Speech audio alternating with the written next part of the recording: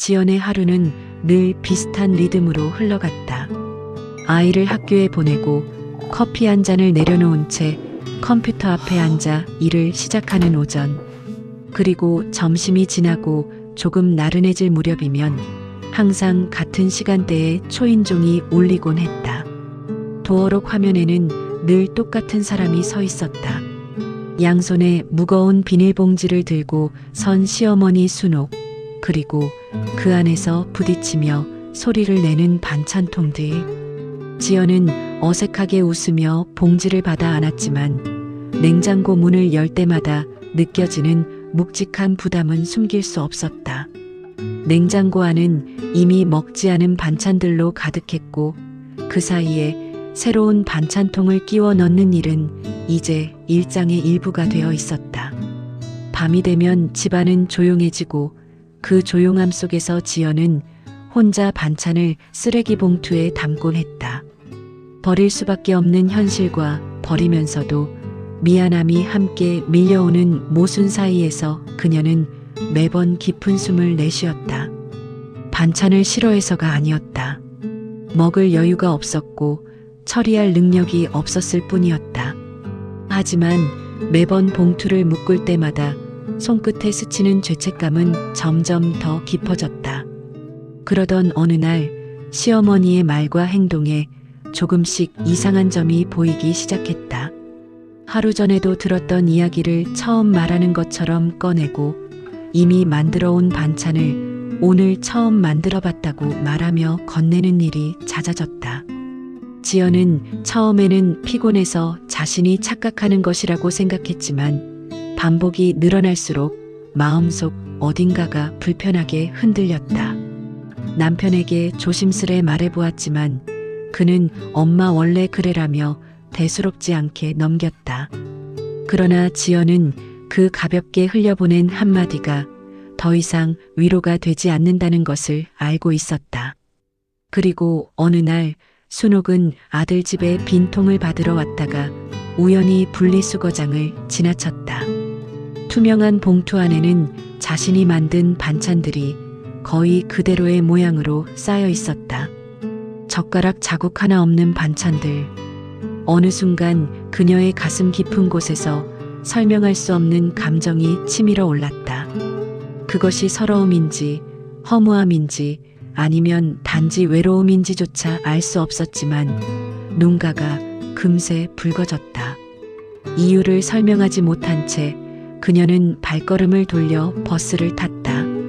창밖은 늘 보던 풍경임에도 그날따라 시린 공기만이 마음에 남았다. 며칠 후 지연은 느낌이 좋지 않았다. 시어머니의 방문이 갑자기 뜸해졌고 전화 속 목소리도 예전과 달랐다. 마치 거리를 두려는 듯 짧고 건조했다. 지연은 결국 시어머니 집으로 향했고 문이 열리자마자 탄 냄새가 코를 찔렀다. 부엌에는 물 한 방울 없는 냄비가 달궈진 채 올려져 있었고 가스불은 켜져 있었다. 거실에서는 같은 질문이 3번이나 되풀이되었다. 지연은 더 이상 자신이 느껴온 의심을 부정할 수 없었다. 이건 단순한 건망증이 아니었다. 그녀는 조심스럽지만 단호하게 시어머니를 병원으로 모시고 갔다. 여러 검사가 진행된 뒤 의사는 지연만 따로 불러 초기 치매이며 본인이 인지하지 못하는 단계라고 설명했다. 그 말을 듣는 순간 지연은 그동안의 모든 장면이 하나로 이어지는 듯한 충격을 받았다.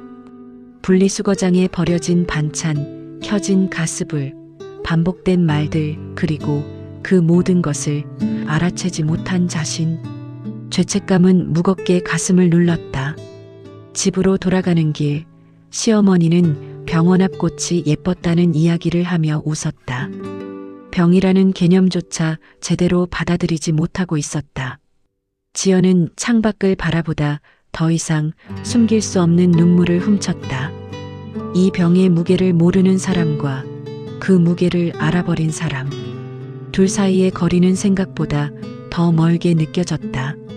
며칠 뒤 시어머니는 다시 반찬을 들고 집을 찾았다. 지연은 반갑고 슬픈 마음이 뒤섞인 얼굴로 그 봉지를 받았다. 냉장고 문을 열자 병원에 다녀온 이후 차마 버리지 못하고 남겨둔 반찬들이 그대로였다. 시어머니가 문을 더 열어젖히며 속을 들여다보다 조용히 말했다. 안 먹었구나. 그 짧은 말은 그동안 지연이 막아두었던 감정을 단숨에 무너뜨렸다. 그녀는 주방 한가운데에서 눈물을 터뜨렸다. 그리고 병원에서 들은 진단을 떨리는 목소리로 설명했다. 시어머니는 처음에는 믿지 못하는 듯 했지만 반복되는 자신의 말과 행동을 떠올리는 듯 눈가가 서서히 젖어갔다. 그날 이후 이 집의 식탁은 달라졌다. 반찬통에는 날짜가 적힌 라벨이 붙었고 지연과 시어머니는 함께 시장을 보고 함께 반찬을 만들었다. 시어머니는 여전히 같은 질문을 반복했고 약 먹는 시간을 잊어버리기도 했지만 이제 지연은 그 모든 과정을 받아들였다. 버려지기만 하던 반찬통은 사라지고 대신 함께 비워지는 따뜻한 식탁이 자리했다. 지연은 매일 밤 조용히 다짐했다. 어머니, 이제는 제가 지켜드릴게요. 당신이 기억하지 못해도 저는 기억할게요. 그렇게 버려지던 반찬은 더 이상 쓰레기 봉투로 향하지 않았고 오히려 두 사람을 이어주는 가장 따뜻한 다리가 되었다. 오늘 이야기가 마음에 남았다면 구독과 좋아요로 저에게 큰 힘을 주세요. 여러분의 한 번의 클릭이 또 다른 누군가의 이야기로 이어집니다. 그리고 마음 한켠에 남는 감정이 있다면 댓글로 따뜻한 한 줄을 남겨주세요.